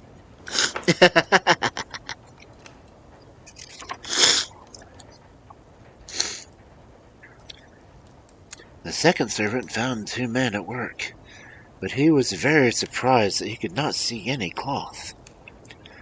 He stared, just as the chief servant has done. He was afraid to let it be known that he could not see anything on the bare frames. The two men pointed at their work and asked, Don't you like the colors? See how fine the cloth is. Yes, the servant said, it is very fine. But the king, the man said, that we must have more money to buy more thread. The servant went back to the king. How does the cloth look? The king asked. It is beautiful, the servant replied. The men say they need more money to buy more thread, however. The king did not like to give them more money. Are they nearly done with the work? He asked. Yes, but they say they have nearly run out of thread. The king sent them still more money. In a few days he went to see for himself how the cloth looked. He was as surprised as the two servants had been at not being able to see any cloth on the frames. He stared and stared, but he could not see anything that looked like cloth. This will never do, he thought. If I could not see the cloth, people will think I'm not smart or good. Even my two servants could see it. This is terrible. Don't you like this beautiful cloth? The man asked. Don't you think the colors are beautiful? Yes, the king said. This is beautiful cloth. How soon will the coat be ready? It will be ready very soon, the slime man said, but we need more money for more thread. The king was worried because he could not see the cloth, but he gave the men more money. At last, the two men sent for the king to come and see his new coat. The servants all came to see the king put the coat on. You should be very happy, the two men told the king. You have here the finest coat in the world. Only smart and good people can see it. Don't you like the colors in it? The king still could not see any coat, but he nodded his head. It is indeed fine. The servants could not see any coat, but they nodded their heads as well. It is beautiful, Malish. It's as light as a feather, the slime man said. You will not even know you have the coat on at all. They came up to the king and told him to hold out his arms. They patted him here and there and said, It is a wonderful fit. The servants all stared without seeing. It is the finest coat I ever saw, one cried. Another said, I wish I had one like it. And still another said, I knew it would be beautiful. It fits just right. All of them talked about how fine the king looked. I will wear it on the street, the king said. All the people had heard about the king's new coat, and they wanted to see it. When the king came out to the street, there was a great crowd waiting. They wanted to find out who was smart and good. It is a fine coat, a young man cried. Indeed it is, said an old woman. I never saw one better. although not one of them could see a thing. A great many cried out at once, "A fine coat it is! A fine coat!" Their words made the king feel good. He walked along the street smiling and waving his hand. Then a small boy looked at the king and cried out, "How funny the king looks! He has no coat on!" Other children began to say the same thing. "The king has no coat on! The king has no coat on!" The king stopped and looked at his arms. "Could it be that the children are right?" he said to himself. The older people took up the cry. "The king has no coat on! The king has no coat on!" All of the people suddenly began to laugh and point at the king. "Poor king, he has no coat!" they cried. "They're right," the king thought. "Of course they're right. I have no coat on at all." He turned and ran back to the palace. "Find the 2 men who took my money," he ordered. "Find them at once. They shall have their heads cut off." Nobody knew where the men were. The king's servants looked for them all the rest of the day without finding them. "The men are gone, my liege. No one has seen them." "Never mind," the king said. "Let them go. I should have known better than to believe them. Find the boy for me." "What boy?" the servants asked. "Find the boy on the street, the one that said I looked funny. I will make him my chief servant. He was the only one of us who was smart and good enough to tell the truth."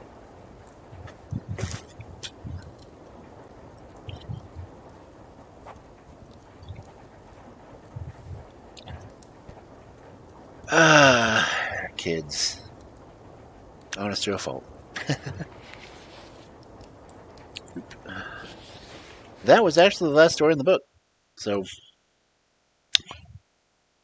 and it's amazingly coincidental and made it to the 2-hour mark. So, hey, I did pretty good. I don't need the chair anymore. Come here. No chair. Whoop. Okay. Mr. Furfru. Oh well.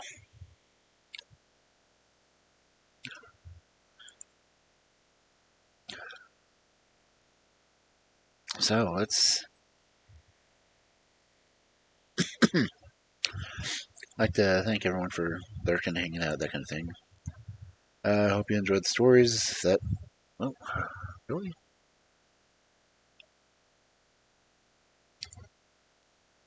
I hate it when my stream switches over. Yeah. And thank you everyone for hanging out and listening. And I hope you enjoyed the stories. Let's see who's on. I can. Dang it! Stop that. Try to open the screen to see who else is streaming so I can find a raid target. Instead of just expanding, it's automatically clicking me over to it because apparently I messed up my mouse. Let's see who is on. Who is on?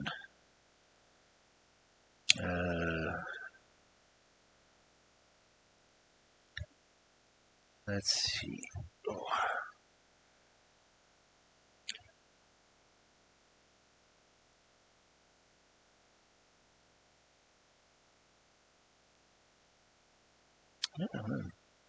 Looks like dusk is just starting, so why don't I just switch over to her?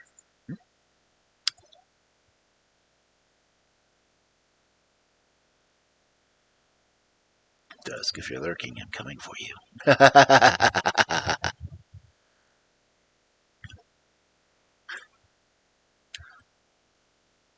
Okay, well, let's. I'll look around my keyboard, see what I'm doing.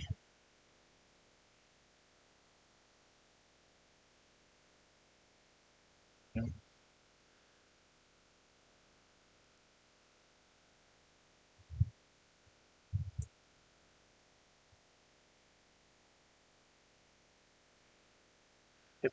Okay, I got that right. And kaboom. Ah, damn it.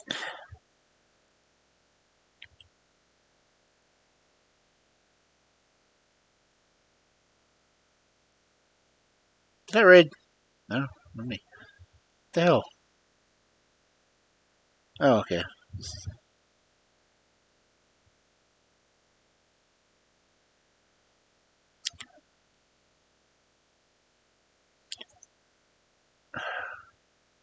Okay, my video is getting twitchy, so I'm going to call it night. Everyone who's hanging out, I'm gonna go raid Duskwalker. Uh, thanks for coming in, lurking, that kind of thing. And guess I'll have a couple of new books next week. So, have a good night, everyone. Later.